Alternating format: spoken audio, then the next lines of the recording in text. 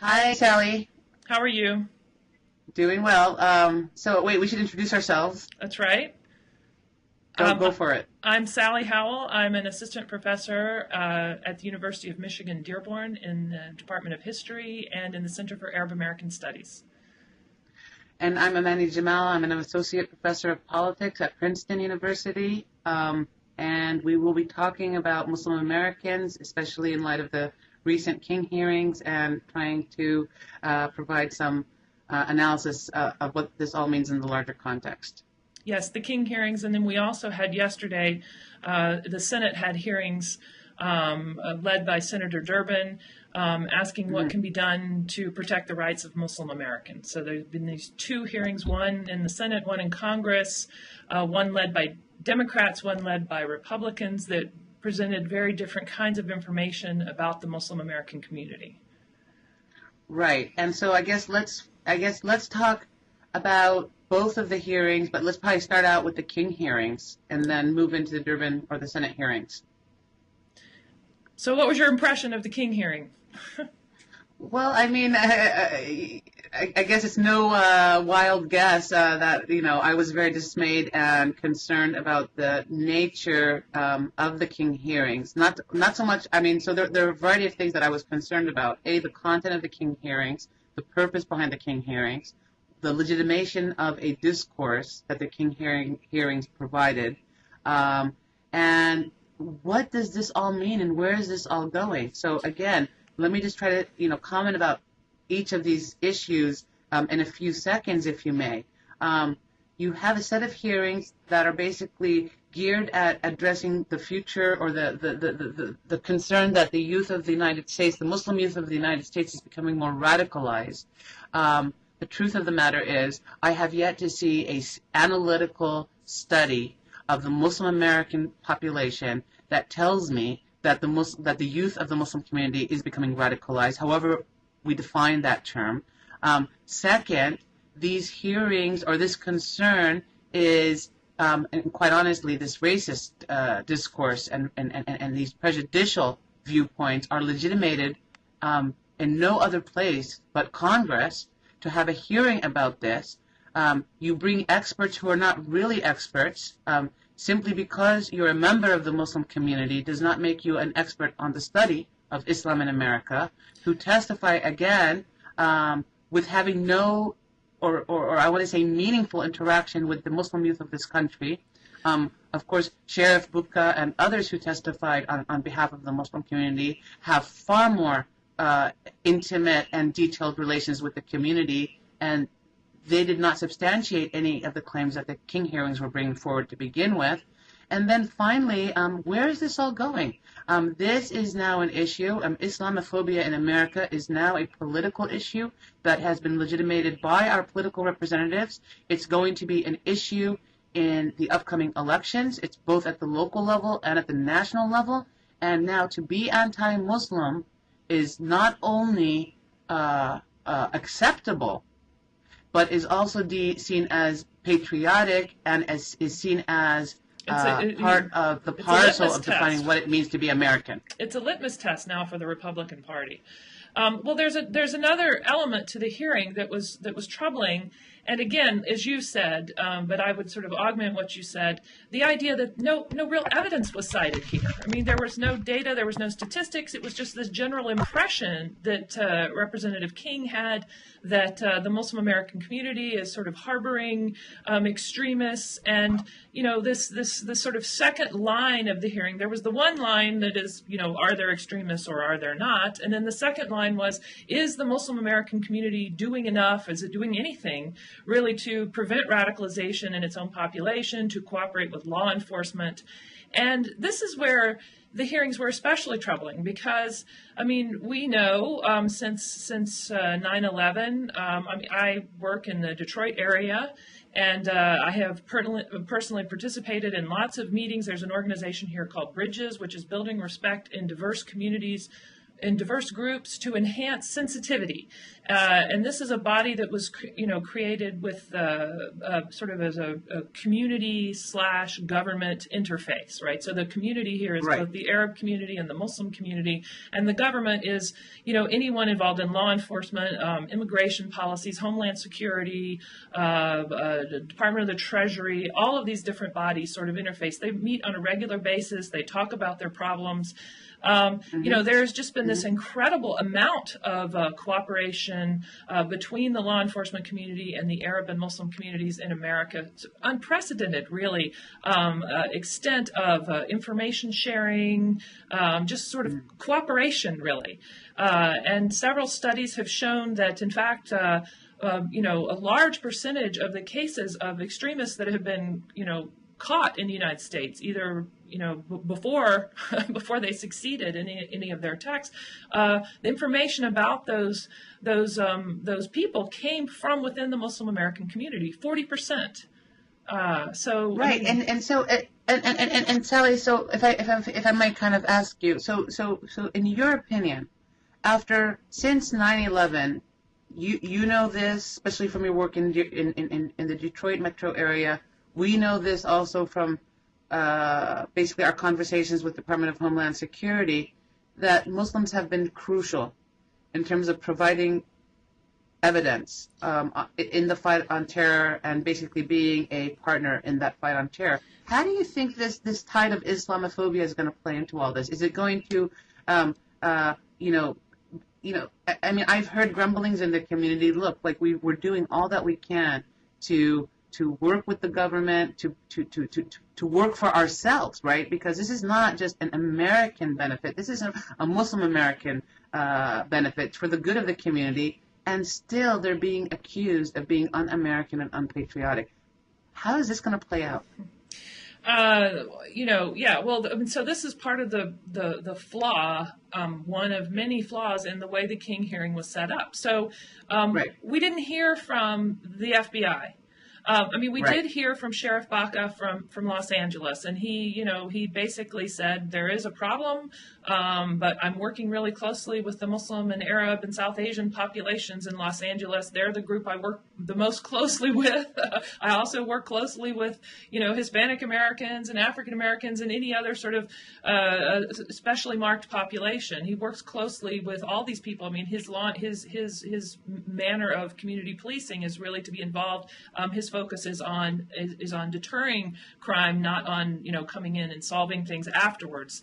And his case is a model, but he was not called by King. He was called by the Democrats on the committee to speak. Right. And, exactly. It's sort of like the Republican take on this is one where we don't need data, we don't need scholars, we don't need actual information. We can just sort of carry the day based on our emotions, and people's emotions are easily provoked, as we know. And you can't really examine this, Sally. I mean, I think you're hitting on a really important point, which is this is an issue that was polarized in the 2008 elections. The issue of Islamophobia. It's going to continue. It's gotten worse. The Tea Party, the Republicans now. This whole bandwagon of outlawing Sharia law. Yeah. Across Republican stronghold areas. I got to be honest with you, how Sharia law is being defined here in the United States. I mean, people are basically saying that performing the prayer is Sharia, and so that needs to be outlawed, or the washing of that, the ritual washing before the prayers has to be banned from public places because that's Sharia. I mean, this. Oh yeah, and it goes beyond that. So you can't. Where does Sharia actually interfere in people's lives, or where does it sort of make itself visible in a legal sense? So some people use Islamic custom, Islamic regulations or ideals or values in doing things like writing their wills. Or if you get married, very often, so you'll have your legal marriage is also a religious marriage. And so some people, they don't, in order for them to feel fully divorced, they can go get a legal divorce from the government. That's one thing they can do. But they don't feel fully divorced until they've been divorced also by their religious sheikh. if Right, divorce is exactly. the custom. This is exactly like Roman Catholics who, will get a legal divorce and then they'll want their marriage annulled, before they can go on and Right. get married again. It's not like anything in Islamic law and Sharia supersedes American law. No, it's just sort of it's the values of the community that dictates the norms of the community, and there's no contradiction there with American law. People are calling Dearborn Dearbornistan. We have a blogger here, a Sharia stronghold. It's just Yes. the level of ignorance that's being brought into this discourse is just astonishing. It's troubling. We know, for example, from existing studies that people who have any idea what the Quran is, for example, have much more favorable opinions about Muslims. And the fact of the matter is what's happening here is that you have a Republican Party mobilizing a constituency that knows very little, if not anything at all, about Islam. And it's really producing this racialized inertia that is really that's really troubling looking forward. And I have to say, Sally, I know we have to go back and just analyze the content of the King hearings, but I have to say that I think two factors played into this legitimation discourse.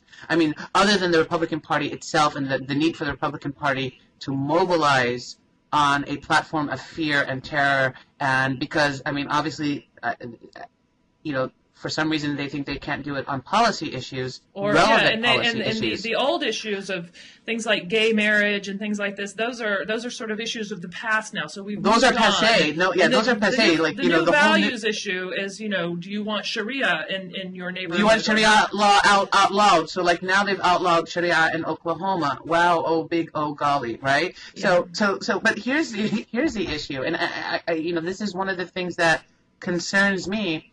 Is that I believe that the accusations launched against Obama during his campaign that he was Muslim, right? Mm-hmm. And that he might be Muslim. And the way this debate is playing out, I really believe it's really geared towards the 2012 elections, where you're going to see a lot of accusations against Obama about his background, his faith, his family, and to what extent is he really Muslim? Is he 25% Muslim? All of that is going to come into play.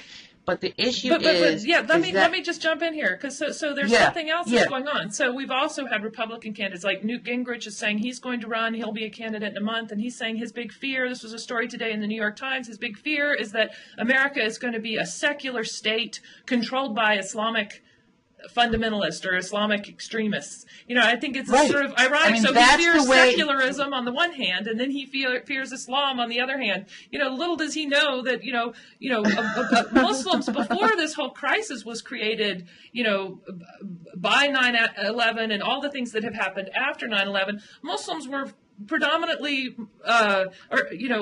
Republican. They were very conservative in their social values. They looked like sort of the religious right in terms of so many of their politics before 9/11. It's only this decade of negative attention focused on the community that has sort of pushed them into the now they're on the civil liberties side of things, because their liberties in particular have been affected in this decade. But so it's not just, you're starting all this with Obama's election, and I agree that Obama's election and his being a black man is obviously an issue that a lot of Americans find very threatening. But let me tell you what it was about Obama's election. Go ahead. But so it's clear that there is fear that's being generated just by the president's identity, by his middle name as well. Although I think most people actually do recognize that he is a Christian or is not a Muslim, even though he's associated with Islam because of his father. But in reality, this, a lot of this negative attention on Muslims is something that's been generated, in fact, by our policies. So here we are, we're fighting wars. We've got troops in Afghanistan, we've got troops in Iraq, we've, led campaigns in Pakistan and Yemen, and, now we're bombing, from the air, we're bombing Libya. So these are Muslim majority nations. So we're sort of, over the last decade, we've been fighting these long wars, and wars where there's been social chaos in Afghanistan. There was before we got there. We were fighting the Taliban there, fighting Al Qaeda there. In Iraq, there was not social chaos, but the war itself generated all this social chaos. And so, so we have seen a lot of politicized violence over there, sort of, that's been organized in the name of Islamism of one sort or another. Even though these are political movements, we need to emphasize that regardless of whether or not groups, organize and claim some sort of identity, a Muslim identity as a part of their political campaign, their objectives are nonetheless political objectives. They're not really religious parties. You know what I mean? Right. No, and it's almost like that right now we're so overextended in the Middle East, right? In so many wars that you can't really mobilize a constituency on war abroad. Let's bring the war home and let's heighten the anxiety around issues, all things domestic, right? And so that's what's really troubling 100%. But I want to say, Sally, also what's been troubling is two sides of the coin here. I don't think the Obama administration and the Democratic Party have done enough to say, so basically they deny the allegations that Obama is Muslim because, he just can't be Muslim, right? It would be wrong if he were Muslim. So there's this emphatic denial of that.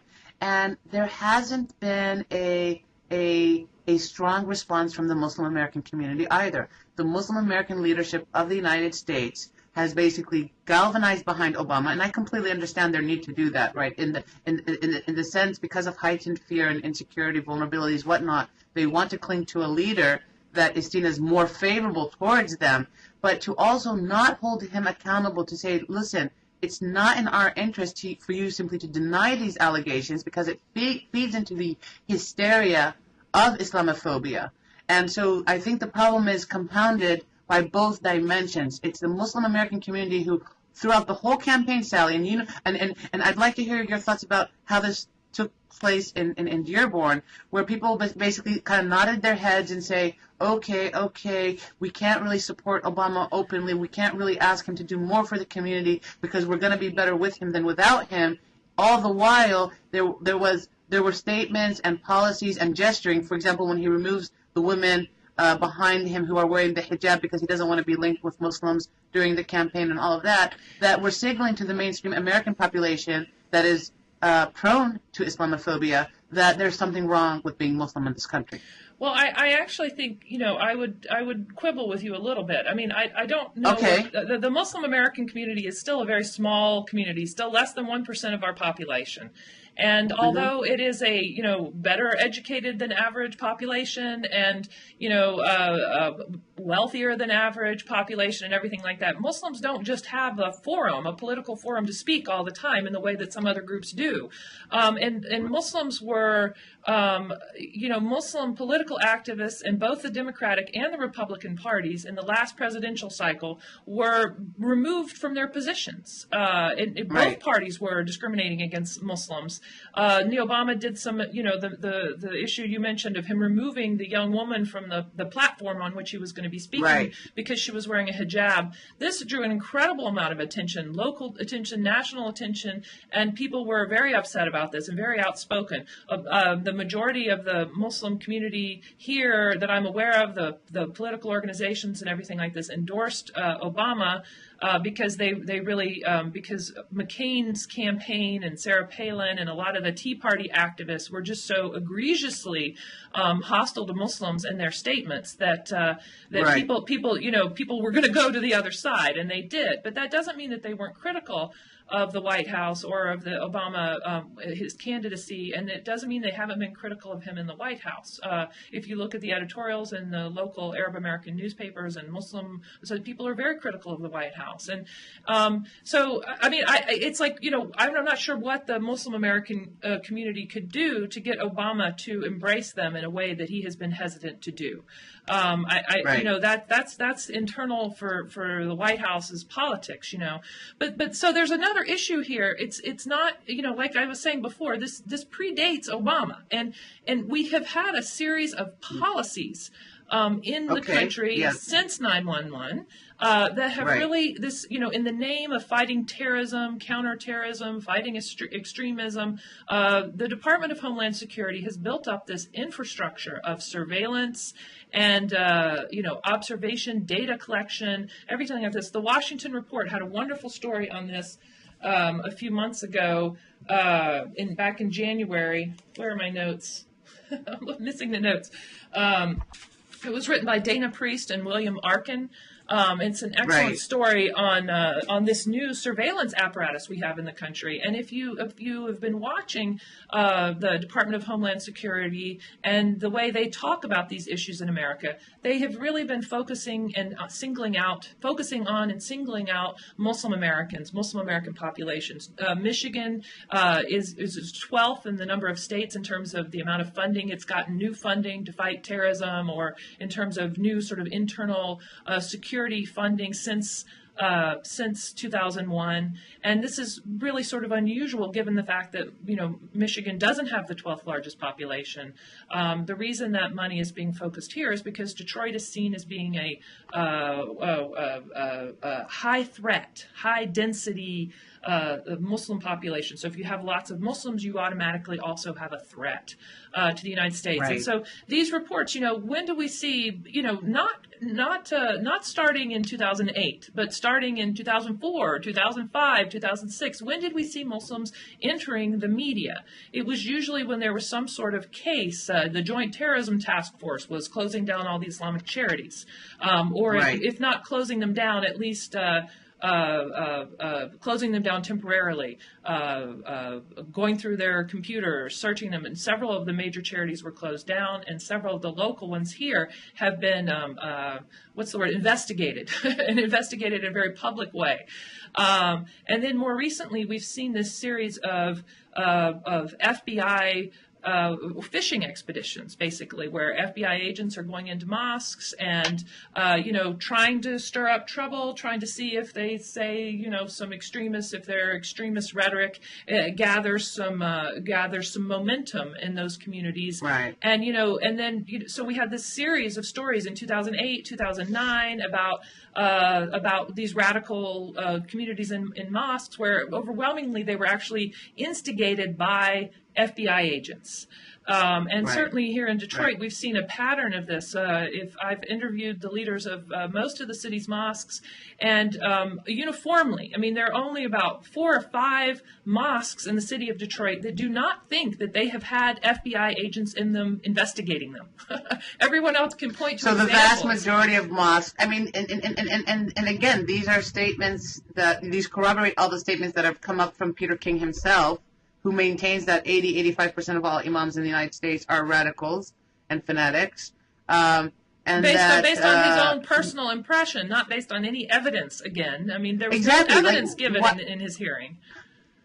They have never conducted a systematic study of the U.S. Muslim population or the mosques, and they make these when Romney said that that mosques should be wiretapped because there are conversations that are happening in mosques that would help with the fight on terror. Again, consistently linking mosque participation with support for terror activity.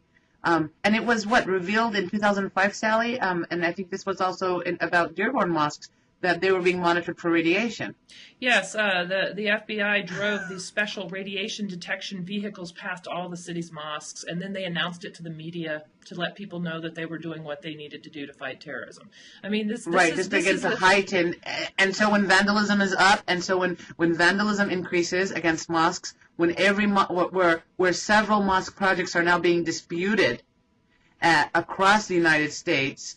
This is the source of all of that, right? The source of these feelings. So let's just go back and look. Let's just look again at the King issues. Okay, so first off, he's saying that he's got a concern that there's a lot of radicalization happening here in America, and that Muslim Americans, there's a potential for a minority of people in that population to be sort of like a fifth column for Al-Qaeda in the United States. People to be either through their connections, their internet connections, or their other connections to be actual agents of Al-Qaeda here, or just out of solidarity, they can be sort of motivated to go off and do things on their own here. So there's that idea that was discussed, and I mean there have been Muslim Americans who have attempted attacks or committed attacks against other Americans. So we can't deny that there is truth there, right?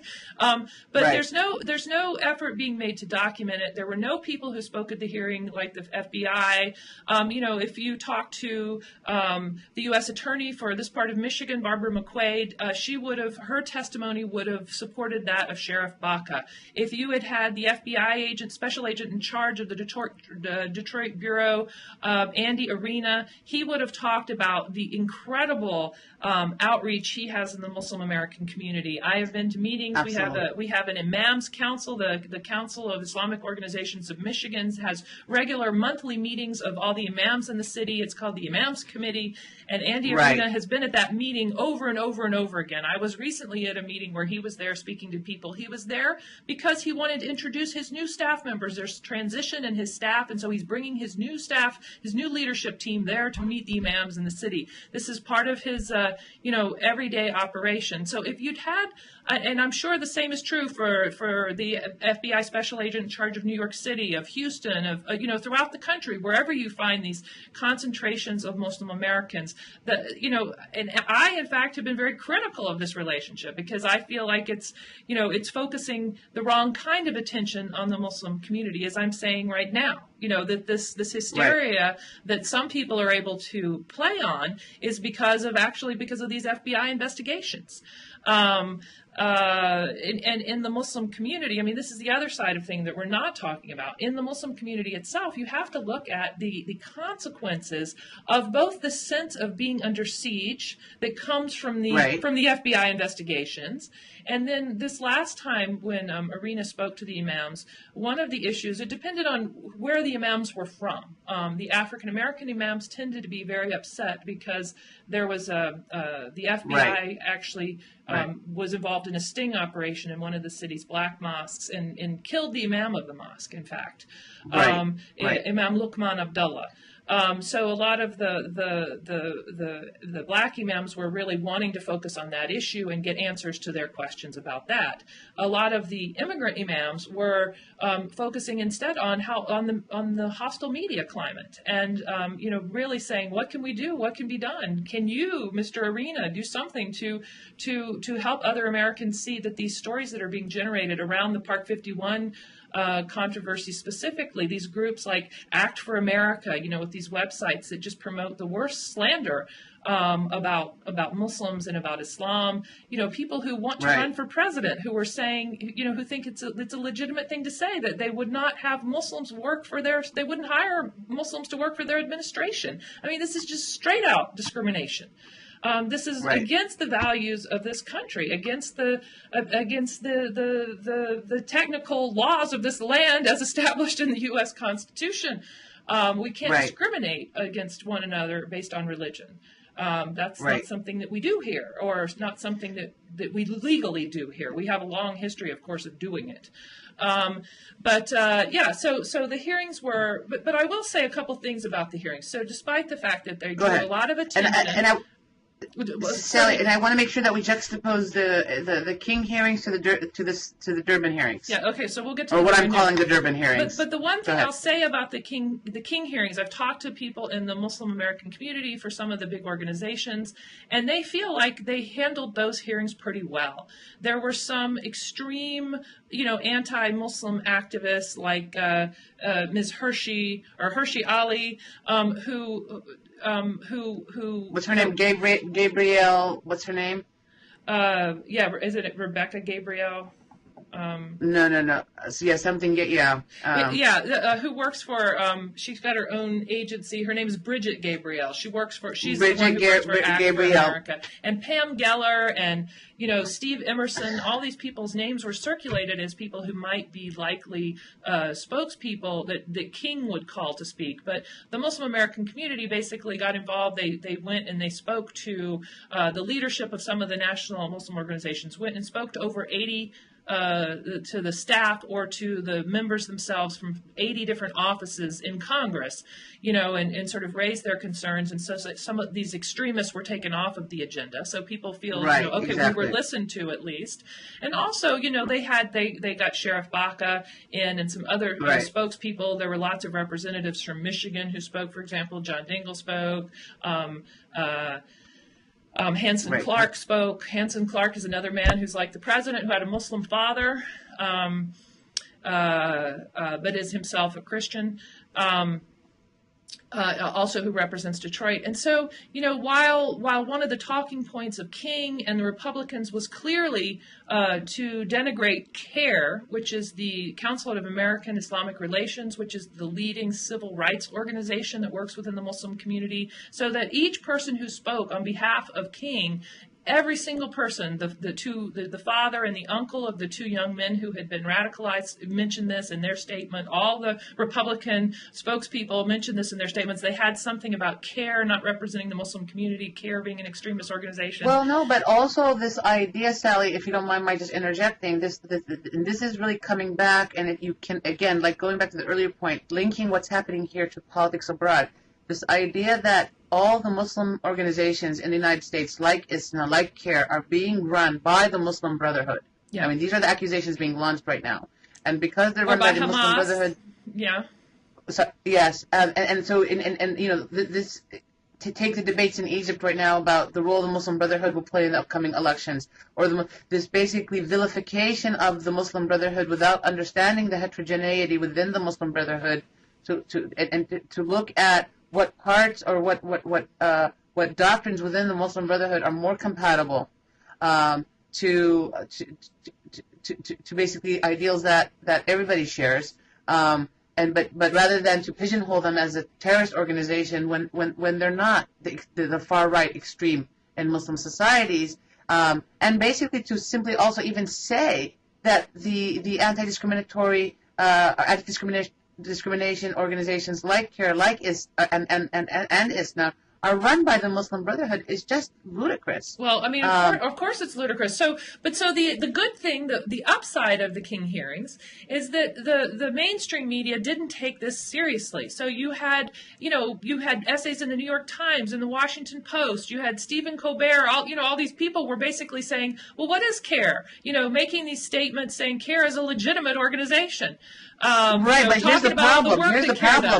So what percentage of the American population was reading the New York Times or watching Colbert and really appreciating the arguments in that sense? Well, the thing is, I agree with your point, Amaney, but what percentage of the American population actually paid attention to the hearings? They just saw the snippets of the hearings that were posted on, whatever their media outlet of choice is, Fox News or on the opposite side, Stephen Colbert.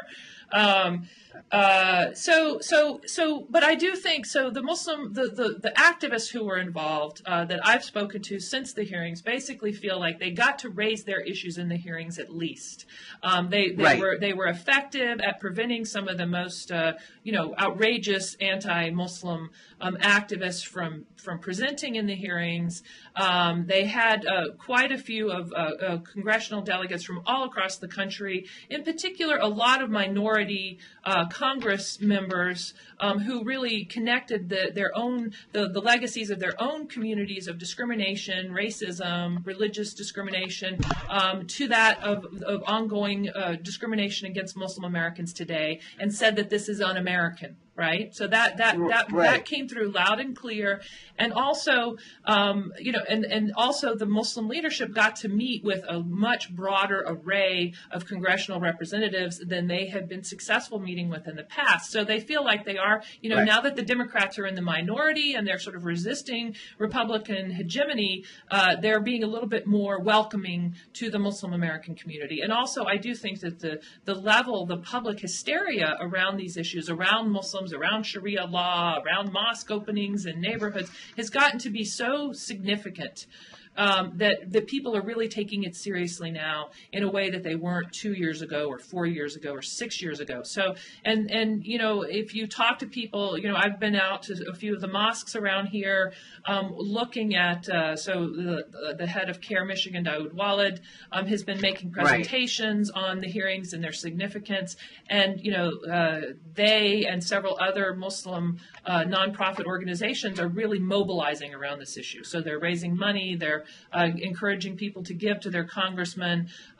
They're doing this campaign, the sort of a get to know your Arab neighbor kind of campaign, where they're presenting all these bios on YouTube, and they're trying to tell their stories. They're trying to be more effective at communicating to Americans, which I do think is needed.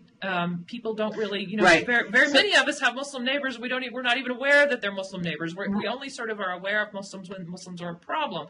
So what the Muslim community today is trying to do is find ways to tell its neighbors about itself in a positive No, absolutely, Sally. I mean, I totally am on board on that. This is probably where I don't disagree with you at all, but I'm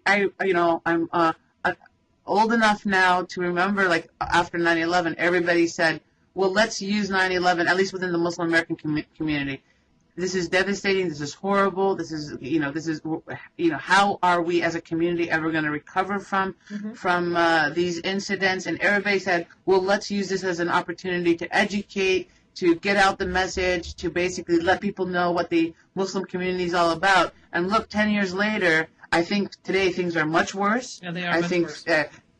I think things are much worse. I think 9/11 allowed a discourse to become institutionalized, and again, I think that was manifested with the Obama campaign. I think the King hearings are another opportunity, and yes, the leadership did a very nice job in being out there, being in front of this, heeding the call, if you may, but also, I don't want to be so optimistic anymore and say, oh, it's this great opportunity. I mean, look at the discourse around this is basically the youth of this country, also like the children. Our children are a threat to the United States. And you as an adult Muslim aren't doing anything about it. That was the other part. Right, because, Muslims obviously like their kids to become radicals. I mean, that's the message. And then the fact of the matter is that this is going to enhance discrimination and stereotypes and may in the long run end up really, creating tensions with the Muslim youth in this country. This is not about assimilation and integration and whatnot. Yeah, so if Muslims don't feel welcome, if they don't feel a part of things, then this makes it more difficult for them to fight radicalism amongst their own youth, who only see themselves being denigrated on television. I mean, I agree that the hearings were bad. I mean, they were framed in the wrong way as far as I'm concerned. I agree with that, but I do also see that, some people found a silver lining in that cloud. That's all. But let's compare this now to the Durbin hearings that took place yesterday in the Senate that got almost no media attention at all. So, and this is another question. So the Durbin hearings were what the government can do to better protect the rights of Muslim Americans. Okay, so the issue of Muslim civil liberties and all the discrimination against Muslims is not, according to the King hearings, which made Muslims look, as though they have a lot of radical youth among their children, and as though Muslim Americans don't really want to be a part of America and aren't doing enough to protect America. When all the evidence is to the contrary, it's in fact, if you talk to this is one thing I didn't say earlier, if you talk to the law enforcement community here, they'll say that the Muslim American community is doing more than any other community, of course, to prevent terrorism within their own ranks, because it's their own ranks, right? So they have more power to do that, and they also have more incentive, more motive to do that. Terrorism is against, most Muslims think it's very much against their religion, and it's also against their politics and their values.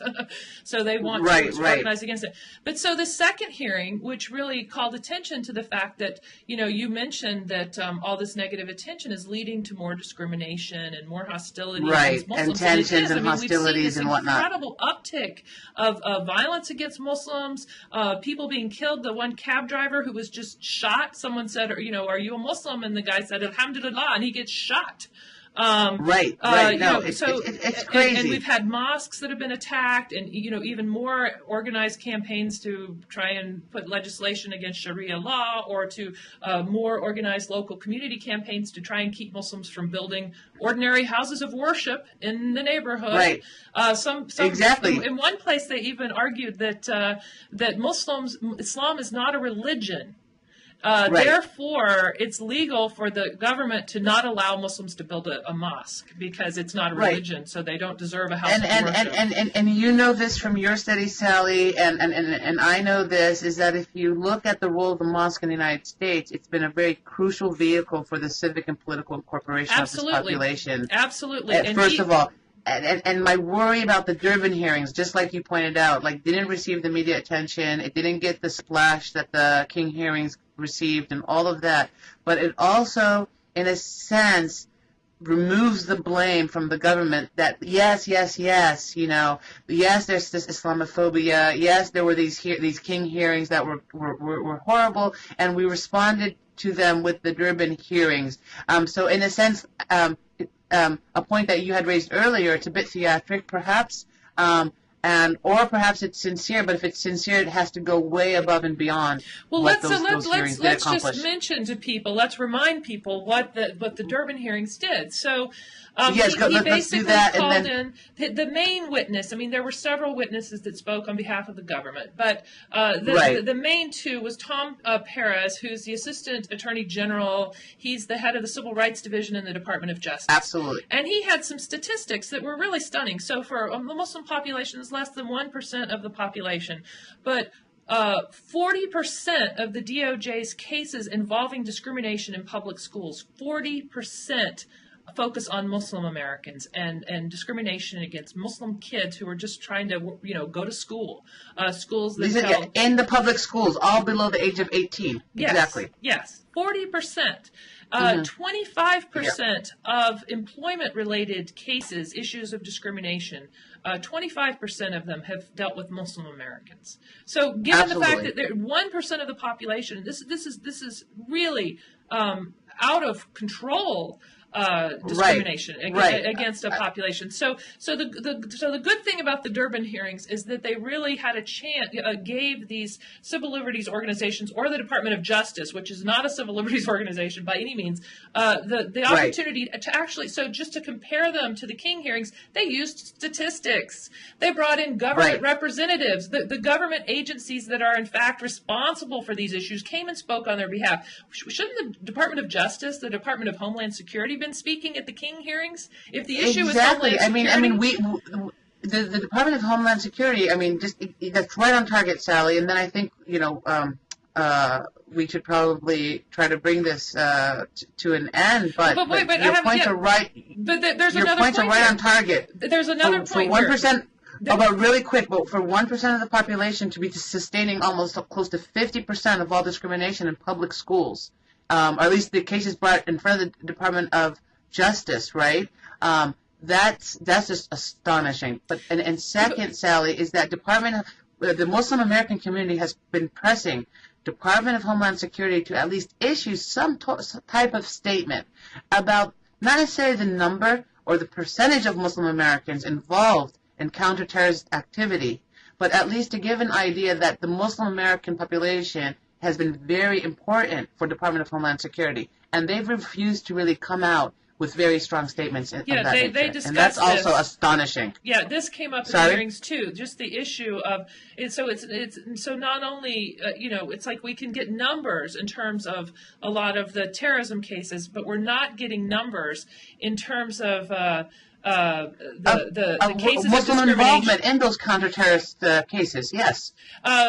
But so there was another thing though that even the Durbin hearings had a flaw in them, and this is an issue that a lot of Arab Americanist or Muslim Americanist scholars have been pointing out for the last decade. Really, is that under the Bush administration and now under the Obama administration, what the Department of Justice seemed to be saying, and they have been aggressive, especially under Tom Perez. They've been aggressive at pursuing cases where pursuing hearing cases where Muslims have been victims of some sort of discrimination. They've been very good on that front. Right. But what the government has done is it's actually sort of reserved for itself the right to discriminate against Muslim Americans. So the government can spend billions and billions of dollars on developing these new security apparatuses. They don't need to provide Miranda rights to people if they're suspected of being involved in some sort of terrorist attack. We can be spied on, and they're going in and doing all these investigations in mosques, which is really unprecedented, to go into houses of worship and run little fishing expeditions. It's a very hostile environment for Muslims to be in, and the government itself is promoting a lot of these policies. That's the real issue, and that did not come up in the hearings. I mean, Mr. Perez was asked about the case involving Imam Luqman, and he said basically in their internal investigation, they decided that the imam's constitutional rights had not been violated according to their definitions. But he did not, of course, look at the conditions under which that investigation was carried out. He didn't talk about the millions of dollars that went into a 3-year investigation of a little, storefront mosque in, a very marginal neighborhood in Detroit where people weren't, they weren't threatening America, and they may have been, I don't know. I don't want to talk about what might have been going on there, but it's just ridiculous that the government was spending all these resources in that way, and that's not.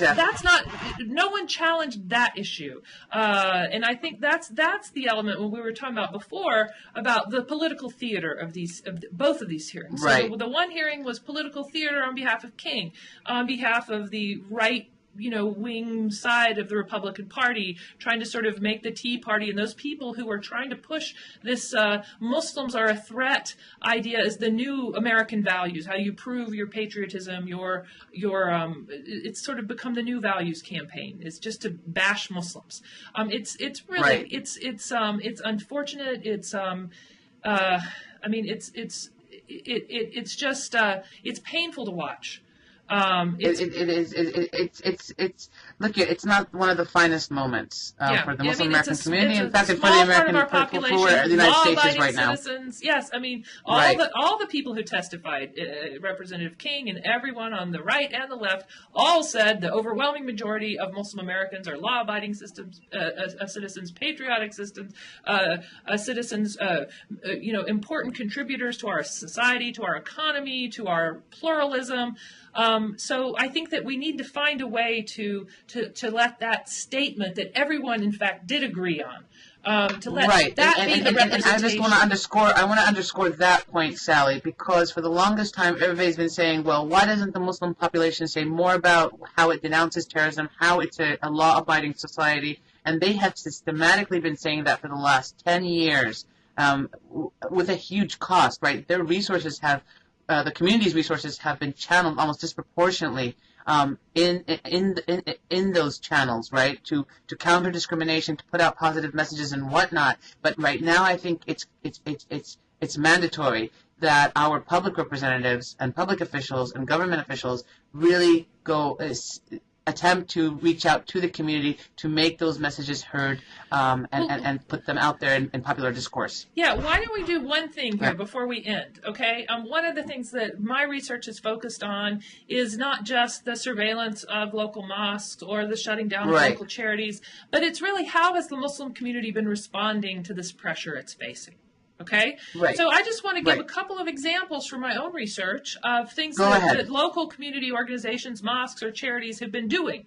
For example, one mosque, the Islamic Association of Greater Detroit, which is a predominantly South Asian mosque up in the suburbs, realized at some point after 9/11, probably in 2005, 2006, they had just finished this massive building, new construction project, and they were looking around. This is a mosque of people who were immigrants, basically, who started coming in the late 50s and the early 60s, but it's really a post-1965 immigrant community that is a part of this congregation. And Right. some of the board members there looked around and said, we've been here for 40 years now, 50 years, some of us, and we've built this institution. We've got good schools for our kids to be in. We've got a good active mosque. We've got we have nice houses or whatever. We're comfortable here now. We're not doing enough to give back. We're not participating enough as a Muslim community in Detroit, Metro Detroit's society. So they set about working with an inner city mosque, the Muslim Center of Detroit, to develop a health clinic there in the city. So they have a lot of doctors, a lot of professionals out there in the suburban mosque, and so now they have a weekly clinic that they run at the mosque. They have tried to set up employment opportunities, and this is in collaboration. These two mosques are doing it together. It's not just the suburbs coming into the city. They're working with the urban mosque to do it on their own. They've got a health clinic. It was through their efforts and the efforts of many Muslim communities like them in other places that we now have this Muslim Medical Professionals Association, which is their whole focus is on providing, trying to resolve some of our problems of the discriminatory distribution of healthcare resources in our society. So, and there's this great model of Ummah out in Southern California that is again, UMMA, which is the Community of Muslims, which is a healthcare network that's designed to give back to low-income families in the Los Angeles area, and it's not targeted. Their services are not targeted towards only Muslims. Yeah, so I mean, there are a lot of those examples. Yeah, and so, but those examples are not getting the type of media attention. No, they're not. They get almost no media attention at all. But so let me just give another example. So there's one mosque here, another older mosque, a mosque that was actually established in the 1930s. They've celebrated their 70th anniversary recently.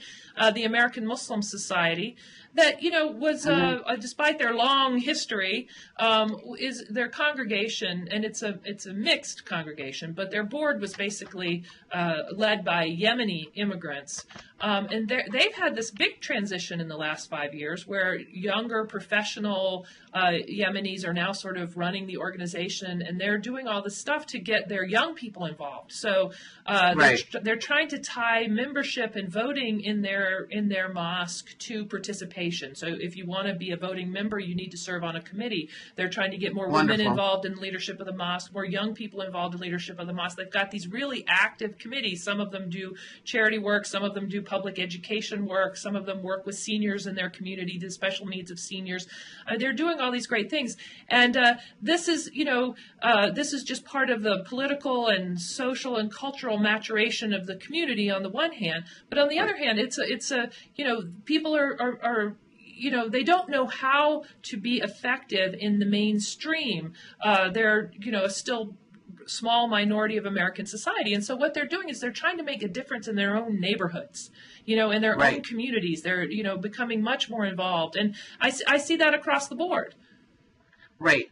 I think that's that's one of the strategies that the Muslim American community will continue pursuing in the years to come. But if anything, and I don't want to end on a pessimistic note, Sally, whatever emanates from the community obviously is not going to be enough to counter the tide against it right now. Well, that's why we need more hearings like Senator Durbin's. We need those hearings to be the ones that get the public attention. And it would be nice if the White House were a little bit more active on this issue, and if the Republican Party leadership would agree basically amongst themselves that they're not going to allow this to be a campaign issue.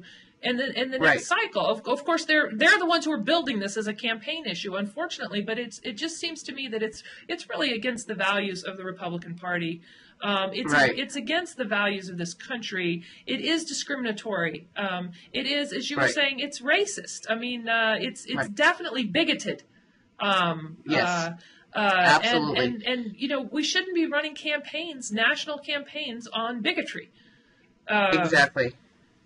So on that note, I guess there's going to be a lot to watch in the upcoming elections and how this all plays out.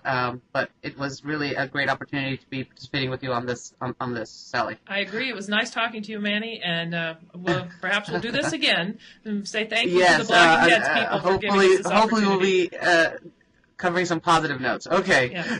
Okay, well, goodbye. So, All right. so goodbye. We have to Take hit our care. pause buttons. Bye-bye.